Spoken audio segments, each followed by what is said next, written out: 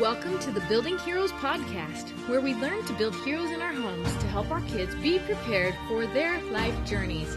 Hi, I'm your host, Molly Christensen, and I love to encourage and mentor you on your path.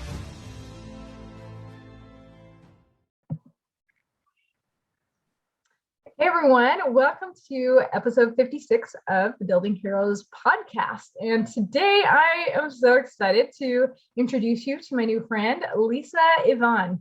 And she, I think, is going to have some awesome stories to tell us and some really great advice too. And we have a lot in common. We both have large families and we both live in New York, but that's probably part, and we both homeschool, yes. But she has some cool things that I'm excited to have her tell us about. So Lisa, why don't you introduce yourself and start telling us about your story and how you got to where you are and where you are. Well, I have 8 kids. The youngest is 4. The oldest just turned 22. We have 1 graduate of homeschooling, 1 senior, and then of course pre-kindergarten all the way on up. My husband and I just celebrated our 20th anniversary, and we were actually reminiscing about how when we first met, I wasn't sure I wanted to be a mom, and he wanted, 4 or 5 kids, which I thought was insane at the time. I was an only child. I have 2 cousins. That's it. And he's like, well, we'll just, take it as it comes. And I said, okay, fine, maybe 1, And my big goal was actually to be a public school teacher. I loved teaching. I totally loved my experience and the teachers that shaped my life. I really appreciated them. I'm actually still in touch with several of my teachers from my school days. And I thought that's what I would do. We would be ministers in our church. I would teach and we would maybe have a kid, right? That was it. And so we had our daughter. It came time to enroll her for kindergarten. We got so far as to have her dressed and me walking out the door and buckling her into a car to drive to the school to register her the week before school was starting. And I was like, I can't do this. I'm going to be one of those weird homeschooling moms. Oh my gosh. I had been a mother's helper as a teenager for a homeschooling family with 8 kids, ironically enough, and thought I could never do what she does. I could never do that. So I had this idea in my head that you had to be superwoman to homeschool your kids. And I knew I wasn't superwoman. And yet here I was taking her there, and she was chattering and we were talking in the car, and she asked me why the leaves were green. And I started talking about it, and it hit me. I can do this with her. I don't want to be separate from her. I want to do this with her. Let's just try it. It's just kindergarten. How bad can I screw it up? Right? Like that was where I went. So I immediately got on the internet, ordered a $165 curriculum, got it in the mail, unboxed it. It took us 3 hours the first day, the second day, the third day. By the end of the third day, I was crying. She was almost crying. And I was like, I can't do this. I'm going to enroll her in school. And I was telling this woman that we were playing at the park. She was like, so you homeschool? We love it. And I was like, oh my gosh, I'm a failure. I can't even teach kindergarten. And she said, are you using a curriculum? And I was like, I am. She goes, honey, I'm going to give you the most valuable piece of advice I can give you. Throw it away. And I was like, I'm sorry, what? And she goes, throw it away because it's going to ruin your relationship with your daughter and you're both going to hate learning. And just live. And I was like, I don't even know what that means. Right? Like, I mean, I don't even know what that means. And she said, just focus on being her mom and teaching her. And I was like, what do you mean? Because I am such an orderly person. Like I like a recipe, and now I'm a this and that cook. But again, 20 years ago, I was not. And it was my first child. And, now we have 8, 3 of them are adopted. So not only have we homeschooled, from birth, but we've also added kids who don't even speak English, that have various special needs and all of the things. And I go back to that day and that piece of advice of just live with your kids. And I realized that the most important thing that my teachers had taught me was to love learning. Like, I can't point to a single lecture that stands out in my mind, but the love of learning that Mr. Markowitz, my 11th grade English teacher, gave me when he introduced me to Shakespeare and taught me to love words, or when Mrs. Mace had me stand on my chair and recite, "Oh, Captain, my Captain," or Mr. LaRose, when he handed me a rock and taught me to figure out what minerals it was made out of. And these moments where the subject came alive for me, and I thought, I can teach my kids those things. And it became the most amazing adventure that I wouldn't trade for anything in the world. I love homeschooling now. It's been so amazing. And the most awesome thing is that I get to enjoy my kids in a way that I would never have gotten to enjoy them if we weren't doing this. As imperfect and as goofy and as crazy as life looks every day, it's so awesome. I love that. And, I actually have a similar homeschool story like that too. When I started off, I thought I should homeschool my son when he was about 4. And I kept pushing those thoughts away. I was like, no, I am not organized enough. Plus homeschoolers are just weird, That's what I thought. And in a sense, probably we are, but it's a good kind. But, I did get curriculum and I did make all the plans, and we were doing it for 7 hours a day with my poor first grader. It took me 2 years before I decided to do it. And I wasn't as wise to shift things as quickly as you did, but maybe I'm just stubborn. I don't know. I was just like, I made all these plans. I spent all this money. We're doing this, even though we're going to cry about it. But it really, that advice that your veteran homeschool mom gave you to focus on just being the mom and loving them and living life together and learning together is such good advice. But we can't see that when we first start out, because we just think, oh, well, this is how it's done, and so this is how we have to do it. But it's really not. It's so different in a homeschool setting. We still can use curriculum, but it needs to be our tool, not our master, that makes us force our kids to sit down for hours every day to learn. And when we force them, they just don't learn so faster as well. And it makes us all frustrated, just like you were saying. So I love what you said about we don't remember the lectures. We remember loving learning. And we love the teachers who inspired us to love learning, and they were passionate about it and loved that. And I think, that's something that any one of us as moms can do. It really is. Yeah. But for the sad thing is, for a lot of us, we never found the joy of learning. I think we had sparks, but I think that it was hard to catch that, real excitement that comes when you start really getting into a project and getting excited. And I think, everybody's had moments of that, but I think that they think it's an anomaly instead of normal, which is really sad. Yeah.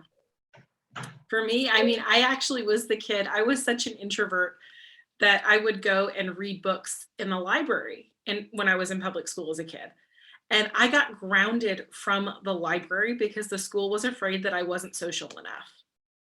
They only let me take out 5 books a week. I was reading like 12 or 13. At that point in time, I was 8. And I remember going, what? And there were 2 other girls that had the same punishment, Jennifer and Karen. And the 3 of us used to sit together and talk about our books together on the playground because they were making us be social. And the best thing that ever happened to me was that year I got really sick. And my mom just went to the library and got like scads and scads of books and just said, here you go, keep yourself busy. And because she worked a lot, she gave me a stack of poster board, a whole bunch of new Crayola boxes, which I thought was the coolest thing ever, and these books, and just turned me loose. And I learned so much. So when we started homeschooling and all of a sudden I didn't have that curriculum to I don't know why I thought at 5 years old I needed to have them prepared to take the SATs in 2 weeks. But, like that was the mindset I went into homeschooling with. And when I lost the safety blanket of the curriculum, because it was either that or give up homeschooling because we were crying over it already, I remember just taking her to the library, getting out the piles of the books, going to the dollar store, getting a whole bunch of art supplies, and just sitting down and having a blast. And I thought, this is the most fun I've ever had as a mom. And my daughter could tell you about chlorophyll because she just kept asking questions and we kept looking at books.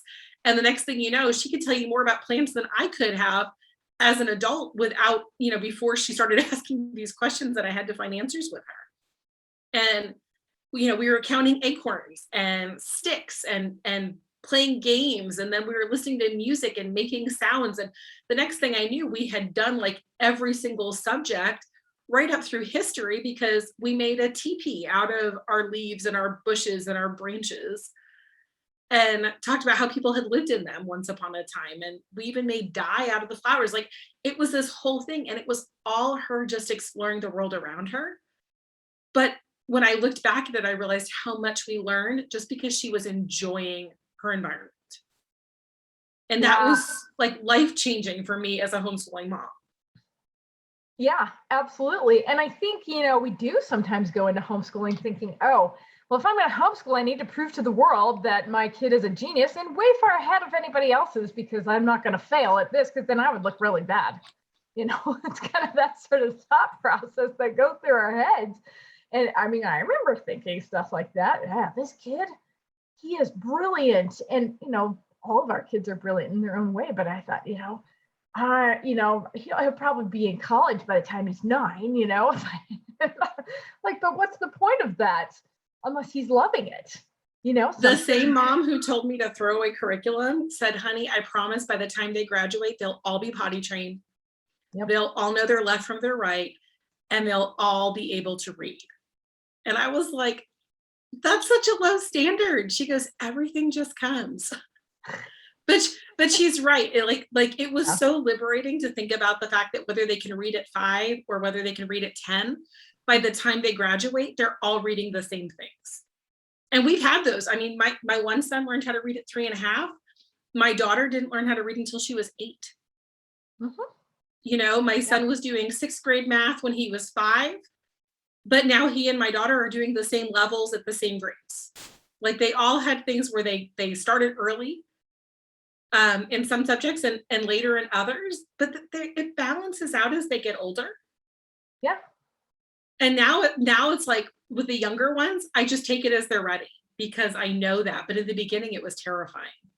Yeah, for sure. And that's really, the whole premise of building heroes is that we're letting them go on their own paths at their own pace. And we're not worrying about if they're hitting the milestones that are on a different path. It's like you can average all the kids and say, okay, every kid should be learning on average by the time they're 5 or 6. But what that does is it makes your brain think, oh, they're not reading by 5 or 6. They must be behind. But it's not a race. I kind of think it's kind of like when you're pregnant and you have the due date of the baby, your mind's like, okay, that baby's got to be born by then. But what if you are overdue? Oh no. And your mind is like, no, this baby's really late. I can't take this anymore. And it's kind of that same concept really when we average out when most kids should know how to read by, and it makes our brains perk up and go, uh-oh, that date or that time, my kid's not measuring up. But usually with standards and everything, it's just an average.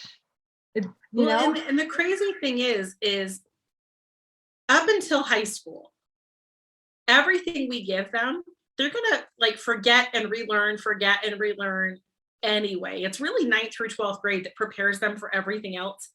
I think that up until that point, the most valuable gift that we can give them isn't the knowledge, but 1, the love of learning, and 2, the ability to find the things that they want to learn. And if we can give them those 2 things, they're really set up for success in anything that they want to do from that point on.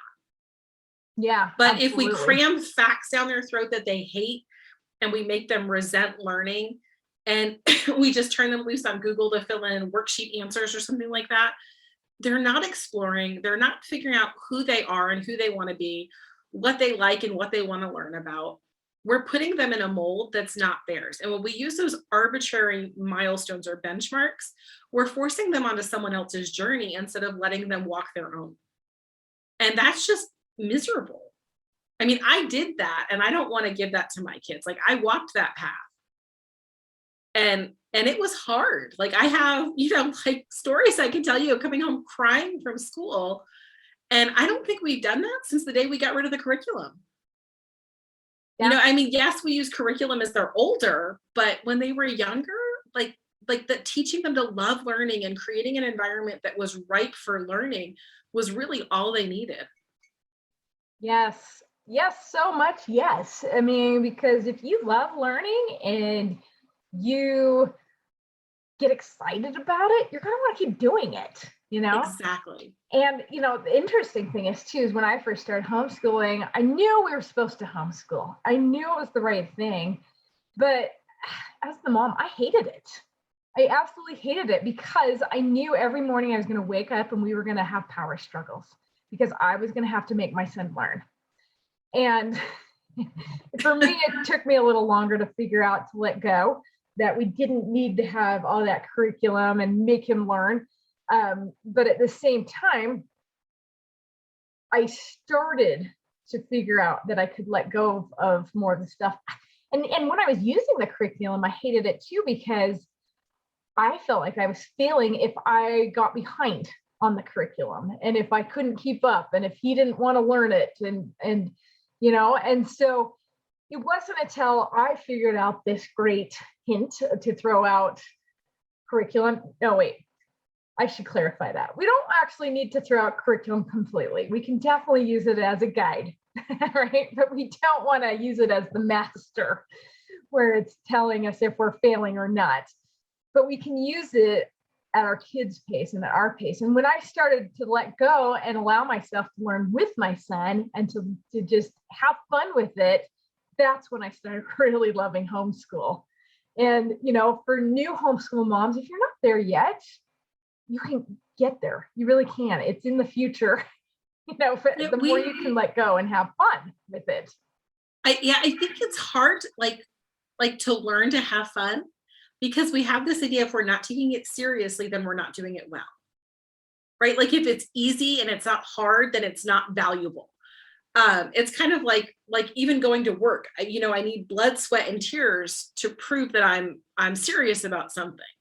If I'm laughing my way through it or whatever, then how important can it be?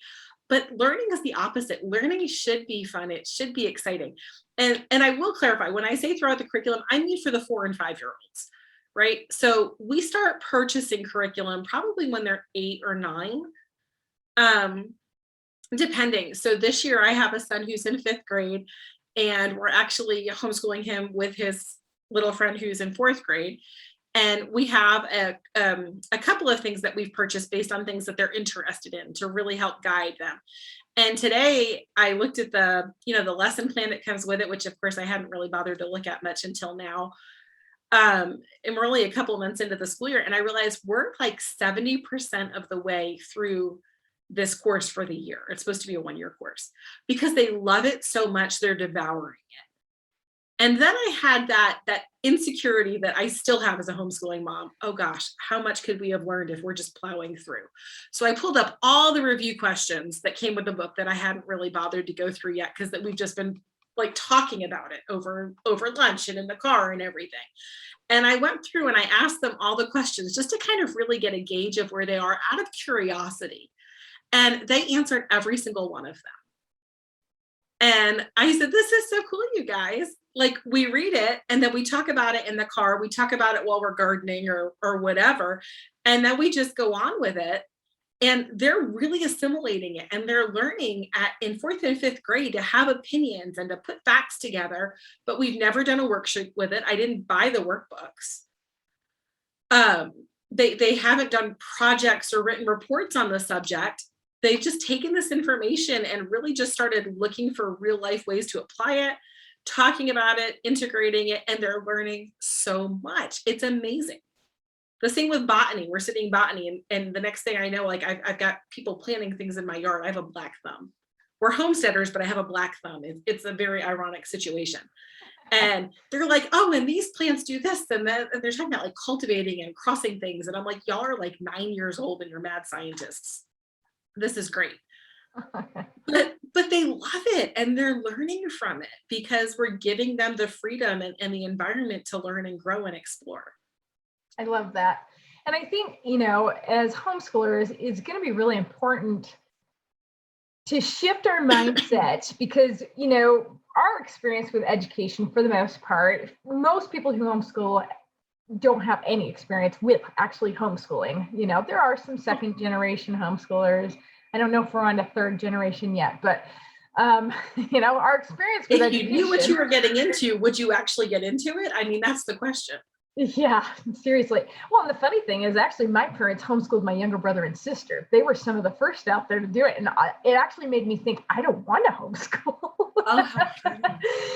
But at the same time, our experience is mostly just from the public schools. And so the tendency is copy that at home. But it really doesn't work because it was not set up for home setting, And so in our brains, in our culture, it's just been implanted. Well, the kids are not learning unless we're reading textbooks and doing workbooks and taking tests, right? And I'm not saying those are bad if the kids like them, but, most people don't go around saying, oh, that workbook was so inspiring, I guess one like that, I will say they happen. I've got one in 7, Yeah, but it will happen. But for the most part, if mom is having to make them do their workbook, then no. But if the kid's loving it, great, But at the same time, shifting our mindset about what education can look like. Kids are learning all the time. And so often we think they're not because it doesn't look like what we expect it to look like. I have my daughter, I asked her yesterday, I'm like, what do you do all afternoon? My 10-year-old, she's old enough to do things on her own. I'm like, you were learning something, I'm sure, right? And she's like, oh, well, I was just trying to get my, now I can't remember what she called it, but some tumbling move. And I was like, wow, great. That's awesome. Had I told her to go practice that 20 times, she probably would have hated it, but it was her idea to practice it because she really wanted to get it. And she thought that was so fun. And is that learning? She's definitely learning things, and it's not necessarily something she's going to be tested on. It is not necessarily something that might be in a curriculum or a course standards, but she is learning, So I was like, great.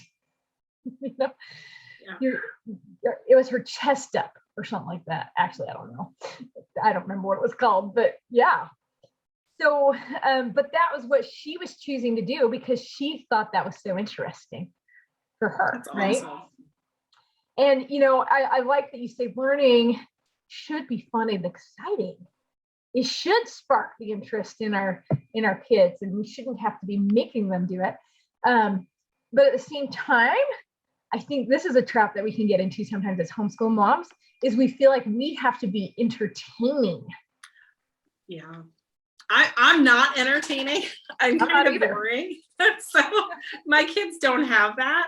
And so here's like the flip side of what we were talking about is that there are times when we as the homeschooling moms have to say, you know what, I know this isn't fun, but you have to learn it so you can move forward. And that's a life skill too.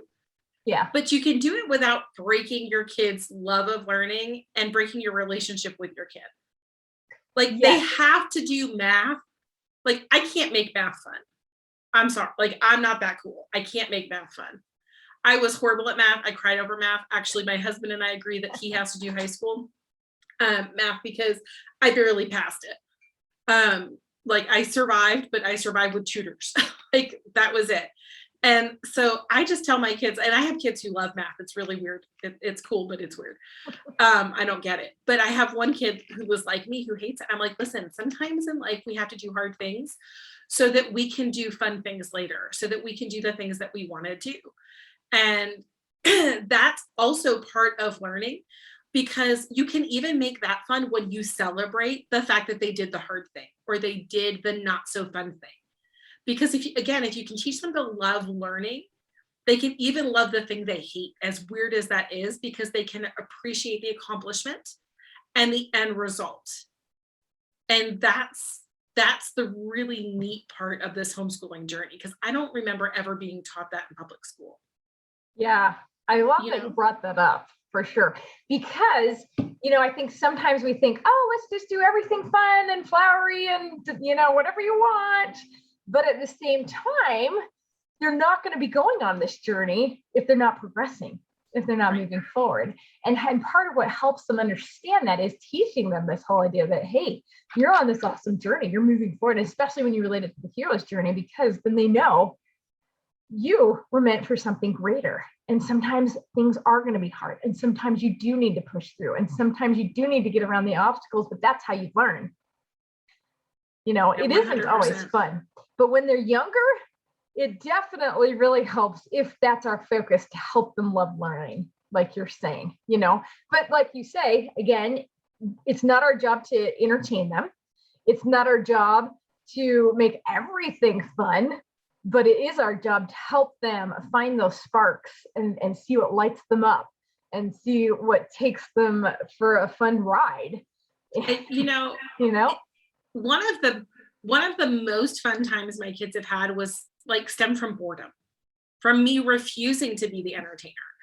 And I learned that from another veteran homeschooling mom. I was so blessed to grow up in a community where there were several homeschooling families, and the moms were so real and down to earth. I have piercings and tattoos, and I was like, okay, I'm not giving them up for a jean jumper.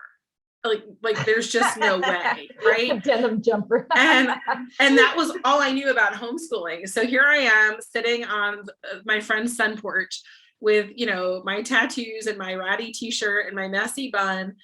And she's, not wearing a denim jumper, but definitely a little more put together than I am. And I'm thinking, how cool is it that she'll talk to a mom like me? Right. And so that was, and I said something like that to her, and she goes, oh my gosh, homeschooling is about letting your kids be who they are. What kind of mom would I be if I didn't let you be who you were? And so that was a really neat thing for me too, that my kids didn't have to fit into little uniforms or cookie cutters. They could explore their personalities and their likes and their interests and kind of find their own recipe for what made them a human, right? And we shape that, definitely. We want them to be polite. We want them to have certain virtues, obviously. But we also want them to learn how to express them in a safe environment and to explore. So maybe one kid likes math, one kid likes history, but maybe one kid wants to learn how to make a bow and arrow and shoot, a target, while the other kid wants to hand sew clothes for their Barbie doll. And that's totally cool. I don't have to have an art lesson that says, no, I'm really sorry, we don't have time to sew clothes today, or we don't have time to make that tool today. We're going to cut this shape out and use these craft supplies that I've purchased, right? There was this freedom in it that this other mom taught me, again, as I was learning, because it was one thing to homeschool one kid. It was a totally different thing to homeschool multiple kids and still let them be individual. Because now you're talking a lot of personalities and a lot of different interests. And it really came down to, I can't do all of those things for all of them. I just have to give them the environment. And this mom looked at me and she goes, boredom is your best friend. And I was like, what? She goes, boredom sparks creativity. And I've since read, I'm a neuroscience geek. I've since read the data about how the brain works when it gets bored and how it starts to innovate to entertain itself, and how a lot of great things are born out of boredom. And I've seen it play out over and over and over again. And so when my kids come to me and say they're bored, instead of feeling like an epic failure as a mom, which is what I used to feel like, I'm like, sweet, let's see what you do with it. Right? What are you going to do now? My business was born out of boredom. I founded my business because I was bored. And now it's this hugely profitable venture all these years later. But I also started my first business when I was 9 because I was bored. I had time on my hands. And I learned so much from that. And so my kids have learned a ton from saying I'm bored and me going, that's nice, and not feeling like I have to perform to change that. Yeah, I completely agree with that. And I say I love when my kids are bored, within boundaries though. No bugging people. Right? Yeah. No, it's okay. Well, you go be bored then. Yes. This is a happy unbored space. Right? Yeah. And I mean, I totally agree that homeschool is all about helping our kids be who they are. But I also think at the same time, we'd love them enough not to let them stay there, to help them keep going on the path to fulfill their potential. It's such a cool process, really. We accept people for who they are, but we don't let them stay there because we know there's so much more greatness within them. We push them to be more of who they are, not stay where they're at. Like we equip them to fulfill. I hate the word potential. I really don't think that's the right word. But we, as their parents, we can see in them the things that they miss in themselves. Yep. And so we can kind of help call that greatness out of them and pull them forward, but not kicking and screaming. Because here's the thing, when you created that relationship of trust, where they trust you to teach them and to help them learn, when they're older, they trust you to take them through those harder stages too. Like that's been the most rewarding part for me, is having an adult son put his arm around me and saying, thank you for doing that, Mom. Yeah. And he'll still come. He's like, can you show me how to learn this? He doesn't tell me that, he doesn't ask me to teach him, like give him an answer, but he'll still, when he's trying to figure something out, go, how can I learn this? And I love seeing that we equipped him for that as an adult when he was younger. Yeah. Yeah. I mean, sometimes when you're in the thick of it, and your kids are mad or resisting or power struggling, because, we've kind of painted this picture like, oh yeah, our kids love to learn all the time and they're always great and they get bored and they're all creative. It's not always like that. You always have crappy days. Hard days. And when you're in those days, sometimes you're just like, what am I doing? But really, that's probably one of our most important jobs as homeschool moms, is to hold the vision of where they can be. And they will get there. They will. What do you do when you have a rough day? Me? Yeah. I usually yell at kids and say, I quit or something. I have those much far and few between nowadays, but really that is part of the process. And when I realize, oh yeah, that was a rough day, I realized then I just say, you know what, guys, we just need to reset. Okay. Things have been building up and we have a mess here. And I'm sorry, I reacted badly, poorly. I could have reacted a lot better. Let's reset. How can we make things better? And that's really a part of the whole process, right? Is that you were going to say, what do you do? So when they were younger, like when I didn't have the range of ages that I have now, I used to tell them to get a storybook and I would read the story, because when I was reading the story, I couldn't yell. And it was like my self-control button for me. Awesome. And we would literally read stories until I was calm. And it might be like 2 stories and it might be like 22 stories. And they just thought I was really cool for it. They had no clue I was struggling not to lose my Jesus, right? And so that was kind of like I'm just going to hold this book and I'm going to turn the page and I'm going to read the next page and I'm going to smile while I do it. And then when they got older, preteen boys eat a lot, like a lot. Yeah, they do. I used to tell them to pull everything out of the fridge and we were going to make a leftover lunch, and we would just gut the fridge and make a big meal. And by the time they were done stuffing their faces, because again, that's like a journey in it of itself, we were all laughing and calm again. So we just needed to shift gears a lot of times. Yeah. Now that I have older and younger and we live on a homestead, I'll go feed the chickens And with like, I'll pour myself a cup of coffee, go take care of my chickens and come back. And then we're all good again because we've all had a minute to do their thing. And the kids kind of know I'm going to go feed the chickens is code for let's all get over it and regroup in 20 minutes. The little ones will go out there with me and they'll forget they were frustrated by the time they see like the cool blue egg in the nesting box or something. But it's just the idea that we've changed location, changed mindset, kind of shifted and done something to distract ourselves from the frustration. Yeah, that's so good, because sometimes that's what I'm saying. You get stuck in the muck in the middle of it and you just can't see your way out and you're just like so frustrated. Just like you say, getting up, moving, going and taking some deep breaths, all of those things can definitely help for sure. I used to hide a chocolate bar in my makeup case in my bathroom. Like, I'm just going to be totally transparent. Like, there were days where I was like the mom hiding in the bath, the meme mom, that was me. Yeah. Different seasons, different coping mechanisms, but really for me, it's all about resetting now. Yes. Yeah. And a lot of times it requires apologies on my part for the way I reacted, but at the same time, it used to be that if I had a bad day like that, I would be so upset because we didn't get any school done and I was feeling miserable.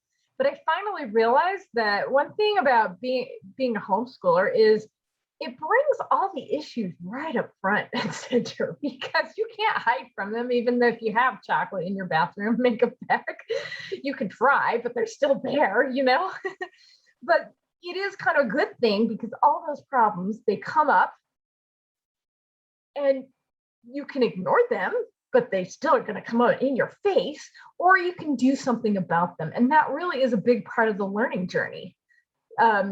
And it's teaching our kids coping mechanisms too, right? Like, it's teaching them that you don't have to be perfect. Yeah. You can apologize. You can make mistakes. You can royally screw up, and you just come back the next day and do better and don't walk away. Yeah, exactly. Because it's a commitment. It's kind of like marriage. You say you do, and then you have to do. Yeah, that's such a good point. Yes, it really is. So, I mean, while homeschooling, we're sitting here talking about how great it is, how much we love it. We might tend to put off that, I don't know, that idea, that vibe that every day is wonderful and perfect. And it's not. It's just that we've learned how to deal with it better. It's funny because you say that, and I can, like, if I think hard, I can think about rough days, but the longer we do it, I'm going to be honest here, the less we have them. Yeah. Because I can feel them coming and we take a day off. Yeah. Like, we homeschool year round.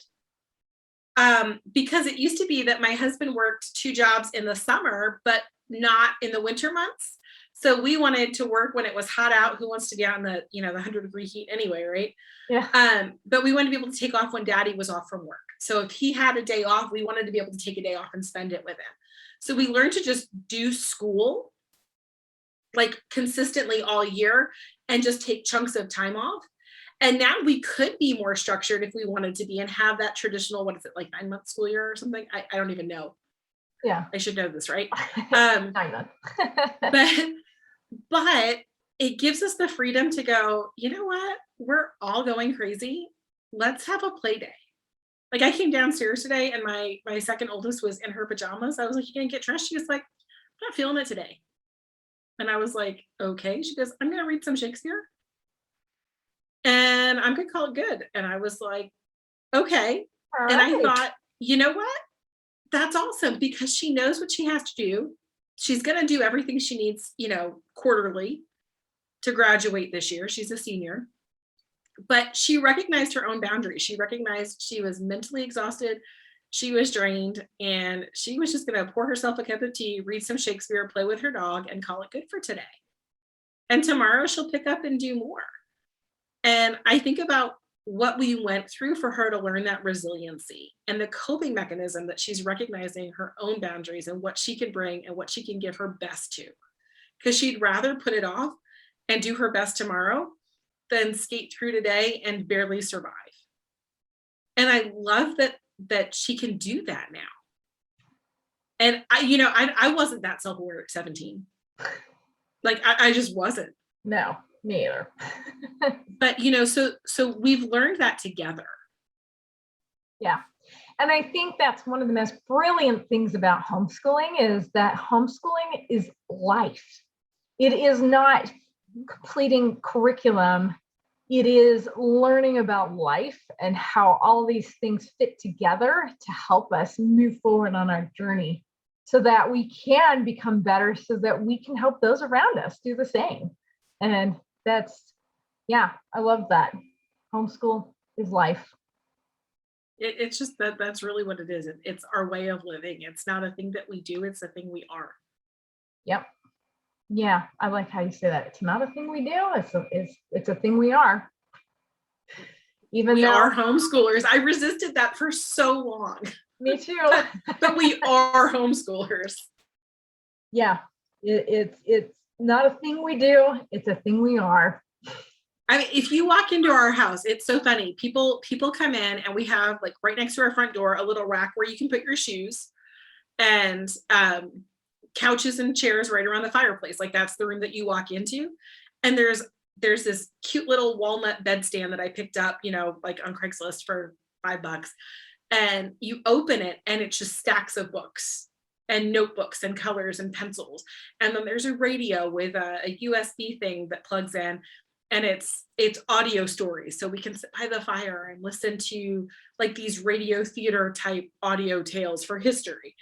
And you go into the kitchen and we have drawers that are actually like set up for our kids with special needs and sensory issues. So while I'm cooking, they're playing with kinetic sand and measuring cups and spoons in the drawers. So there's not like a no, you don't belong here. There's a this is your cabinet. And I gotta tell you, it took me probably 15 years to get to the point where that didn't drive me crazy, because I am a bit of a control freak in my kitchen. I like it nice and neat and orderly, and I just have finally learned to give that up. But that was like my sacred cow for a while there as a homeschooling mom. And in our dining room table, I fought it for years. We would not be that family that had more books on the table than they did dinner plates, but we are now. So I finally stopped fighting it, and I had this beautiful buffet, and it's our homeschool cabinet. It doesn't hold china, it doesn't hold casserole dishes, it doesn't hold silverware that matches, because 8 kids, nothing matches. It holds homeschooling books, but it also has like one whole half of it is art supplies. And it's not art supplies necessarily that we bought either. It's like random things my kids have saved that, with the first couple of kids, I was like, no, that's garbage. Like that belongs in the trash can. That's like a bottle or a lid or whatever. And I finally have seen, my son built an air conditioner this summer out of odds and ends that he had around the house. Literally built an air conditioner for his bedroom. And it has a motorized fan, and he puts ice cubes in it and it blows cold air on him. Coolest thing ever. Another kid built a CD player for his bedroom out of things that people were throwing away that he learned how to fix watching YouTube videos. And like, those are the kinds of things that are in our craft cabinet. And so I've had to let go a little bit to like give them the freedom to create. But when I say we are homeschoolers, that's what I mean. Like every part of our life is set up for learning. And it's not just books, it's stuff, it's the yard. And it's not don't dig in the yard and mess it up. It's like, oh, what are you putting there? What are you digging there? What are you trying? So we have a worm garden. I don't like worms, but we have a worm garden. We have an area where there were a lot of slugs, and we experimented with different things that they were attracted to and repelled by. Like we had a slug experimentation station. Would never have dreamt that up in a million years. Okay. But like, these are the things when you just give them the freedom, like the kids amaze you with what they come up with. We had another, like literally in the amount of time it took me to make lunch one day, they had built a fort out of pallets with a roof. And I thought, oh my gosh, that's going to fall and someone's going to die. Like it looked like everything was balanced. Next thing I know, I go out and they've got like poles from like shovel handles and stuff woven through, anchored and like set with bricks. And I mean, like this thing was solid. And I'm like, what did you do? They're like, well, we kept wiggling it and pushing it and seeing where the weak spots were and fixing it until it didn't move anymore so that we could go inside. And I was like, that's so cool. But it took me so many years to relax enough to just sit back and not go, wait, you're going to get hurt, or don't make a mess, or why are you digging up the yard? You know what I mean? Yep, totally. And it's hard because as a mom, you're like, yeah, but that's not the right way, but they're learning so much. Oh, and you're like, oh, wait, but it would be easier if you did it this way. Or, I remember I had to stop watching my kids play on the playground when they were little because I'm like, oh, they're gonna get hurt, and I'm like, you know what? They kind of know where their boundaries are. Most kids, maybe some don't as much, but they're going to be fine. And that's how they're going to learn. And yeah, it's that letting go and letting them explore that is so important for the learning environment, and that's why we don't have to fill their days with 7 hours of learning experiences. That, and you'll exhaust yourself. Oh my gosh. You burn out. That is the fast word to burn out for sure. We can just allow that creativity within boundaries. It doesn't mean do whatever you want. I mean, it's be safe, but I think one of the hardest things I've learned as a mom is to be quiet. Mm-hmm. To let them find the answer, even if it takes them longer or they get to it differently than I would. Yep. So true. Well, thank you so much for coming on and sharing these experiences with us. I don't even think you told our listeners where you live now. That's pretty cool. We moved to Ukraine. So I'm from New York. We lived in Alabama for quite some time, and now we live in Ukraine. So yeah, we're kind of on an super adventure. Cool. Yeah. Super cool on your adventure. And so why don't you let our listeners know where they can find you? Because I know you have a cool blog and they may want to check that one out. You can visit me at themomentsathome.com or on Instagram at themomentsathome. And it's a whole lot of, on the website, resources for moms. And we have a pre-K and kindergarten curriculum that's exactly what I needed way back then. And I'm using with my younger ones now. It's 20 minutes a day. And then tons of resources like fun recipes, craft projects, stuff like that. And of course, on Instagram, it's more just like everyday life. Hey, here's what we're having for lunch. Here's what we have Easter egg chickens that like colored eggs and the adventures we go on. And we love to connect with people in both places. Very cool. So it's called The Moments at Home. Yep. Right? Okay. Awesome. Well, thank you so much. And do you have you gave us a lot of really good advice from all the other veteran homeschool moms, but do you have one in particular that you would give that's, other than those? I know you share those a lot. Enjoy it. Yeah. I used to really think if it was fun, I wasn't doing it right.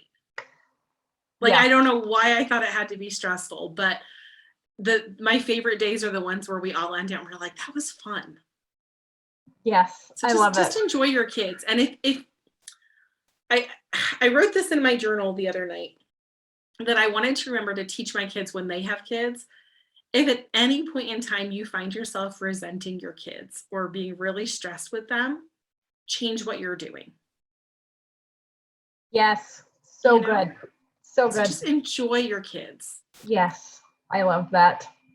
Well, thank you so much. And I'm excited because Lisa is going to do a guest training in the Hero's Journey membership coming up in a couple weeks in there. So if you are not a member, you can become a member when I open it back up. And then you can get the recording. I forgot. I closed it.